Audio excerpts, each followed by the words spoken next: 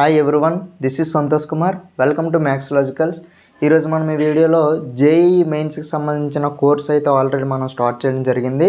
Locus chapter finish చేసామండి already.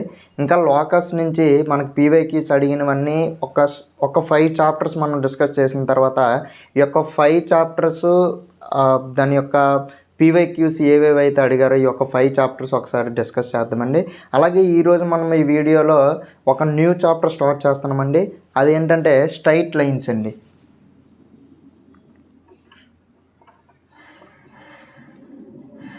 Straight lines, ఈ యొక్క స్ట్రైట్ లైన్స్ అనేవి మనకి 1Bలో ఉంటుంది సెకండ్ చాప్టర్. అయితే ఈ యొక్క స్ట్రైట్ లైన్స్ చాప్టర్ అనేది వెరీ బిగ్ చాప్టర్ కాబట్టి మనము ఈ యొక్క కొన్ని పార్ట్స్గా విభజించి, ఈ యొక్క కాన్సెప్ట్స్ కూడా కొన్ని పార్ట్స్గా విభజించి ఒక చిన్న వీడియోస్ కింద అయితే చేసి నేను పోస్ట్ చేయడం జరుగుతుంది.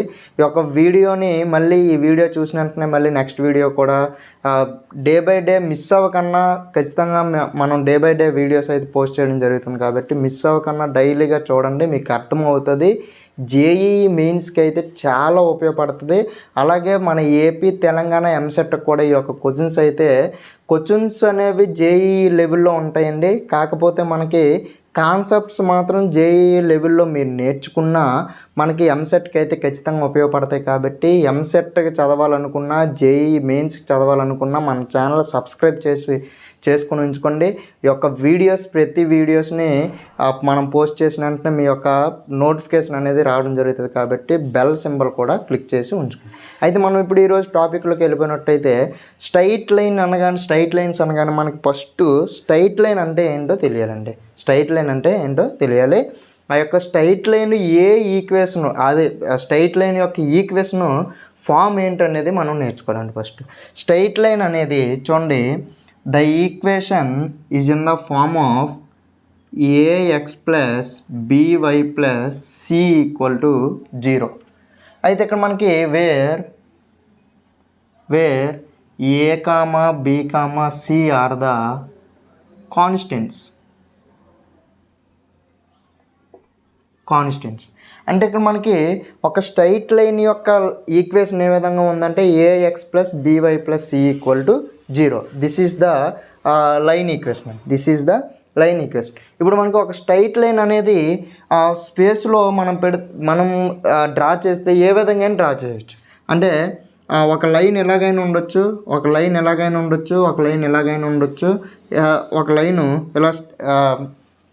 ఎలానైనా ఉండొచ్చు. అయితే ఈ అన్నిటి యొక్క ఈక్వేషన్ ఏంటంటే ఇదేనండి. ఇక్కడ ax plus by plus c equal to 0.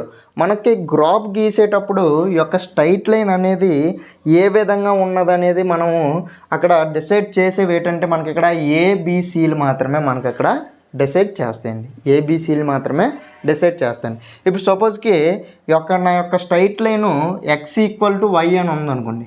x equal to y, ఇలా x ఈక్వల్ టు y అని ఉంటే ఈ యొక్క స్ట్రైట్ లైను ఆరిజిన్ గుండా పాస్ అవుతుందండి. సపోజ్ చూడండి, డయాగ్రామ్ మీకు వేసి చూపిస్తాను. ఇక్కడ మీకు చూడండి, ఇది x యాక్సిస్, ఇది y యాక్సిస్ అండి. ఇప్పుడు x ఈక్వల్ టు y అనే లైను ఏ విధంగా వెళ్తుందంటే ఆరిజిన్ గుండా వెళ్తుందండి. This is the x equal to y or x minus y equal to 0 or y minus x equal to 0. Okay, this is the equation of the y minus x equal to 0 or x minus y equal to 0 or x equal to y.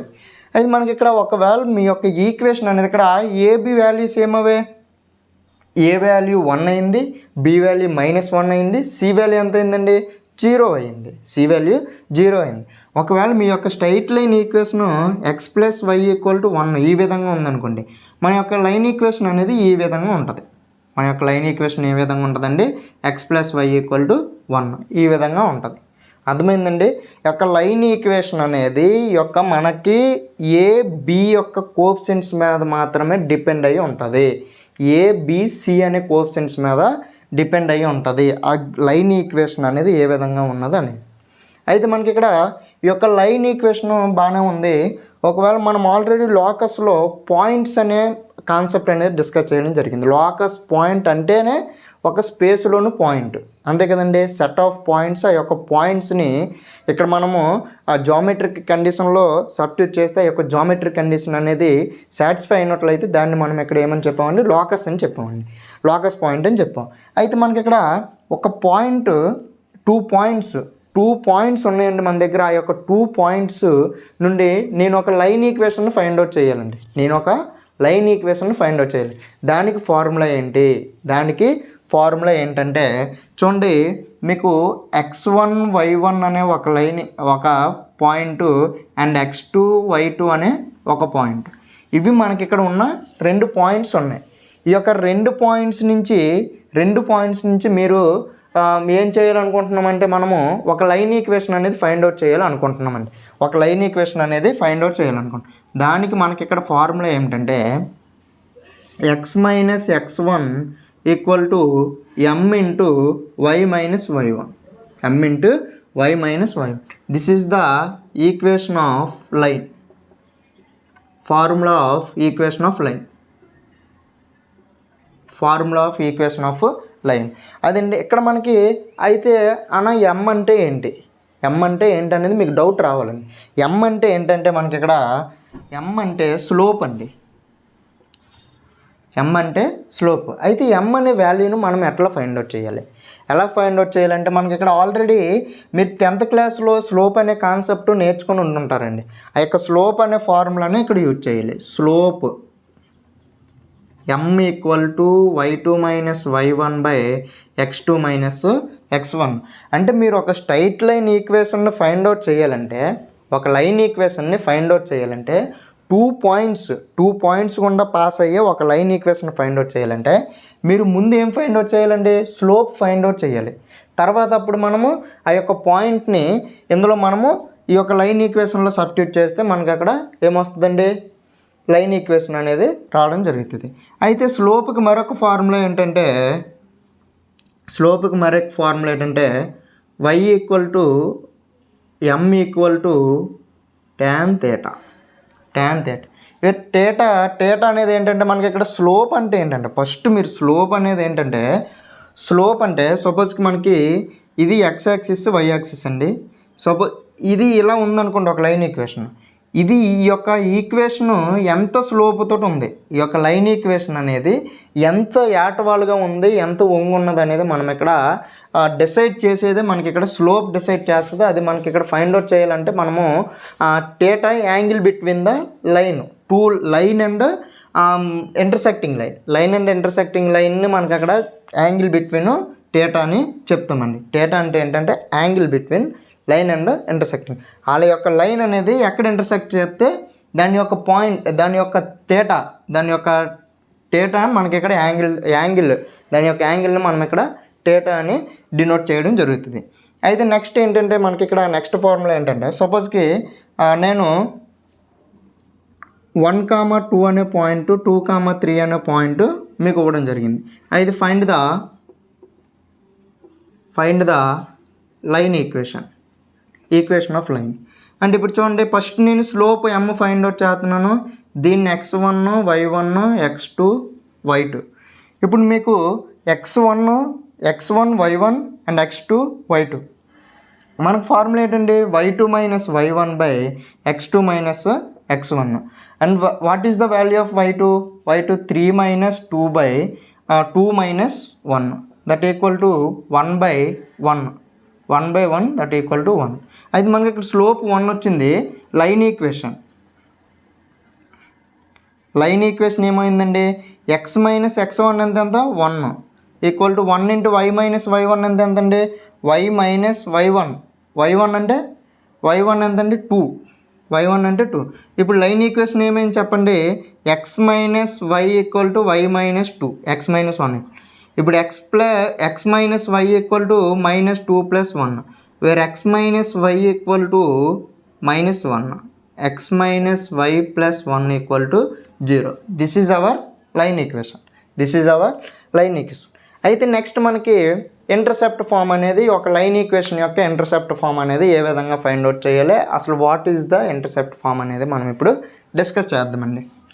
Intercept form అండి. Intercept form అనేది కూడా మనకి ఇక్కడ ఒక line equation లాగే ఉంటుందండి. Line ఈక్వేషన్నే మనకి ఇక్కడ డిఫరెంట్ టైప్ ఆఫ్ లైన్స్ ఉంటాయి కాబట్టి అందులో మనకి ఇంటర్సెప్ట్ ఫామ్ చూడండి, x by a plus y by b equal to 1. The line equation is in the form of x by a plus y by b equal to 1. This is called the intercept form of the line. ఓకేనండి, దీన్ని మనం ఏమని పిలుస్తామంటే intercept form అని పిలుస్తామండి. అయితే మనకి ఇక్కడ నేను సపోజ్కి ఇక్కడ ఎక్స్ ఇంటర్సెప్ట్ ఏమవుతుందంటే ఏ అవుతుందండి, వై ఇంటర్సెప్ట్ ఏమవుతుందంటే బి అవుతుందండి. వై ఇంటర్సెప్ట్ ఏమవుతుందండి, బి అవుతుందండి. మీకు సరదాగా నేను ఒక క్వశ్చన్ అడిగాను అనుకోండి, ఇలాగా చూడండి, ఫైండ్ ద